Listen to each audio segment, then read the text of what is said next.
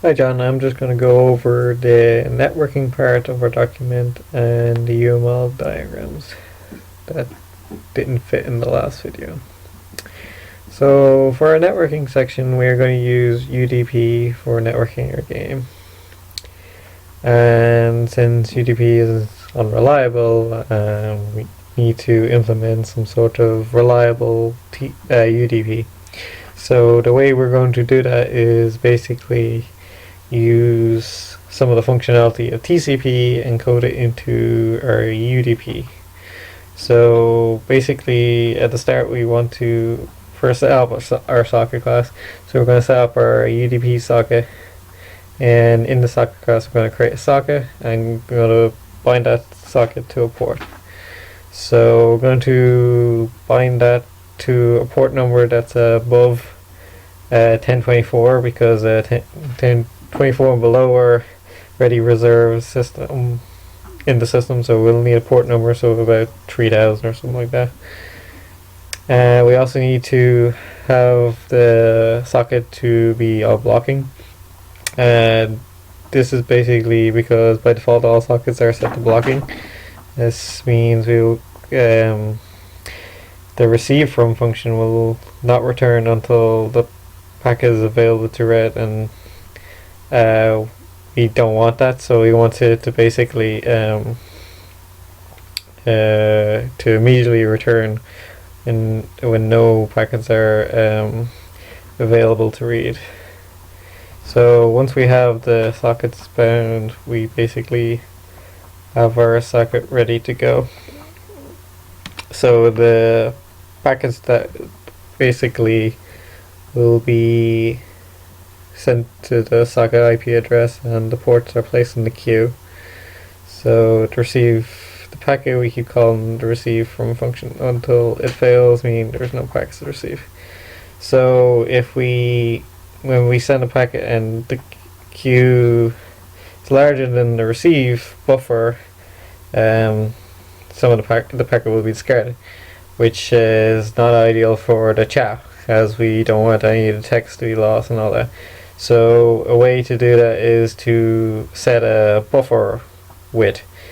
So basically in most chat boxes you have a chat limit of the amount of characters you can put in. So in our game we're going to put generally 255 is the number most used.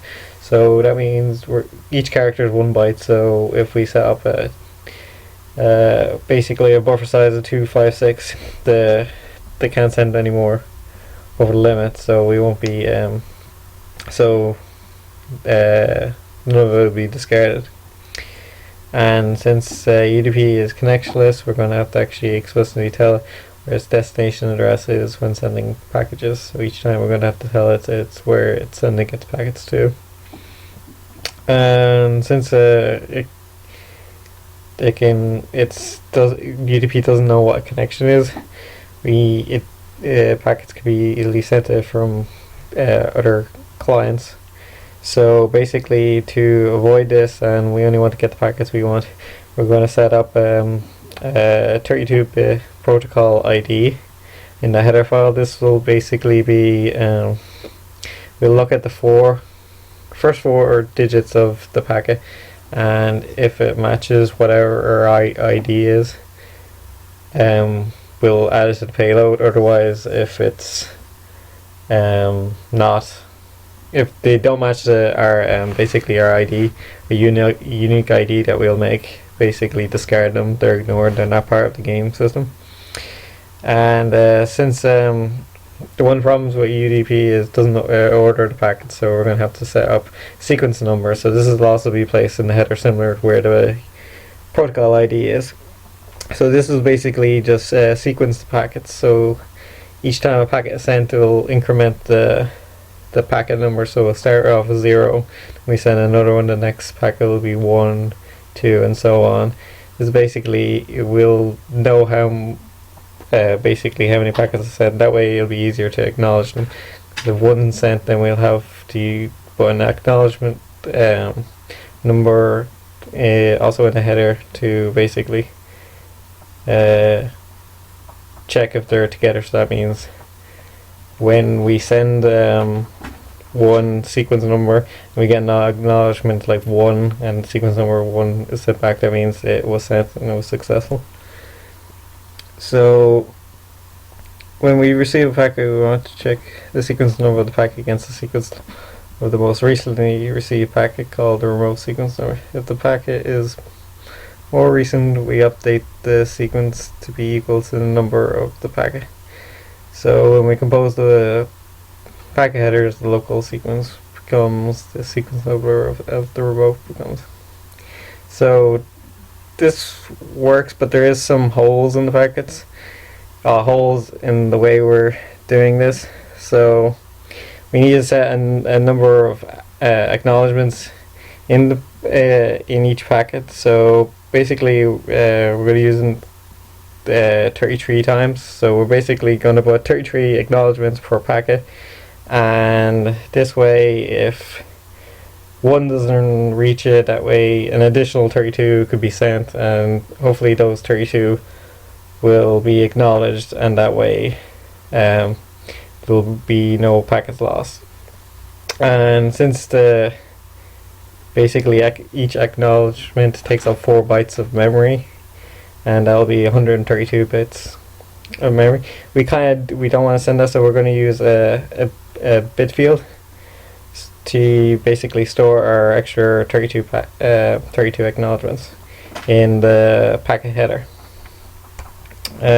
So with this method, we have a lower chance of losing packets, but it's still not 100%. So there's a chance that every once in a while we will still lose a packet, but the odds are lower than what UDP would be normal.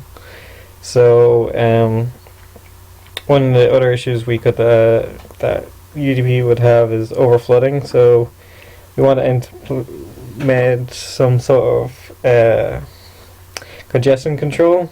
So in this case, we're going to use a binary congestion control algorithm.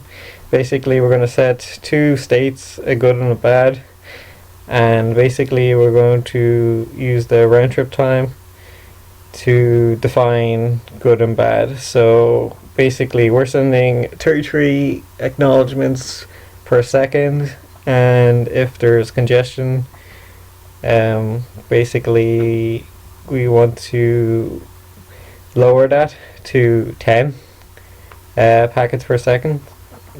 So when the state is set to bad, we'll only send 10.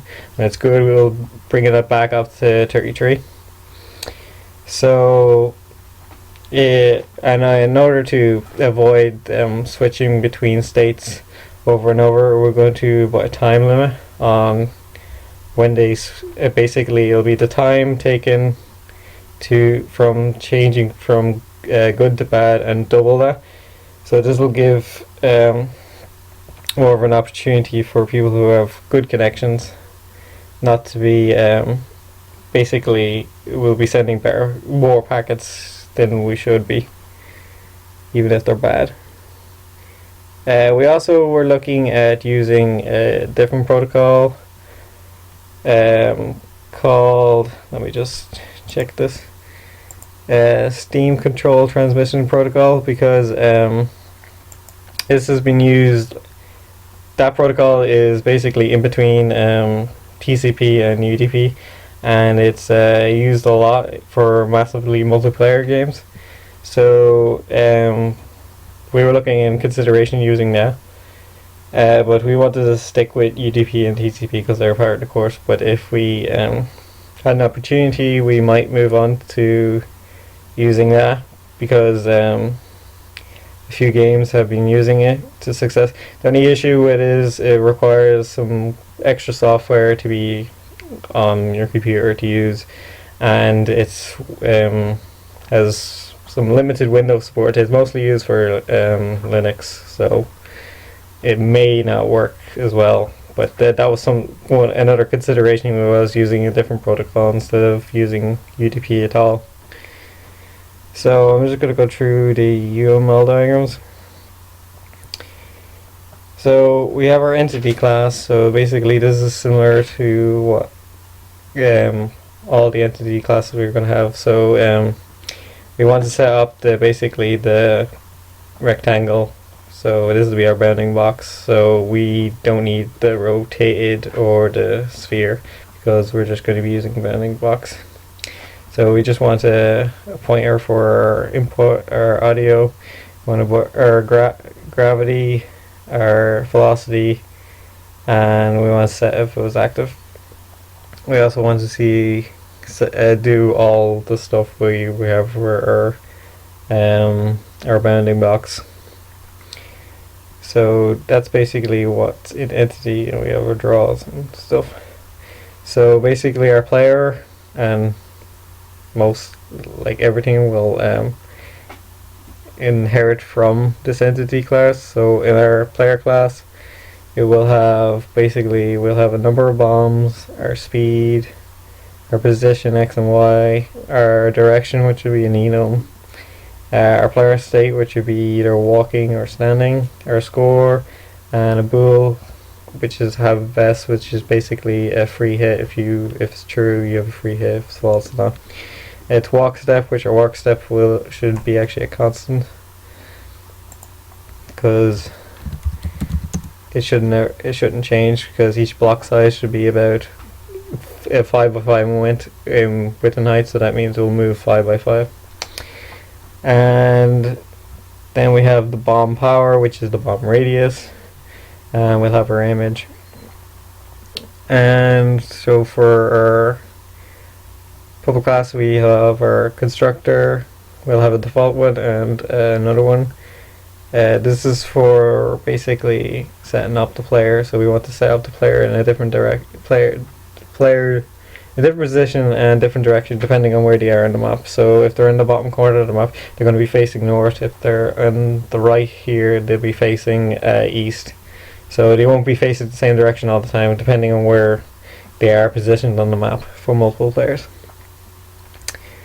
And in here we will control basically our like our stats, all our player costs, our getters and setters. So we will. And here is just our enum. So we want to get the direction north, east, south, because when we place a bomb, we place it right in front of us, and so we want to check to see the position in front of us is free, so we can place a bomb. And then we have our bomb, block, and power up, which all also inherit from Entity. So we'll go through the bomb. The bomb has a fuse time, so this is basically how long it'll take to blow up. It'll have an image, a radius image, a position, and it is exploded to see whether it's exploded or not, so you can place another bomb again. And for the block, so we have several blocks. So for the first one is just a normal block. This is an unbreakable block, so we just have bool as breakable, so we set that to false. We have an ID because we want to basically for our tile mapping we need an ID. And then we have a destructible block which inherits from block, and we also have a grass block which also inherits from block. So yeah, so basically the only difference between the destructible block is basically it returns basically a pickup object, so when it's basically when it's broken. So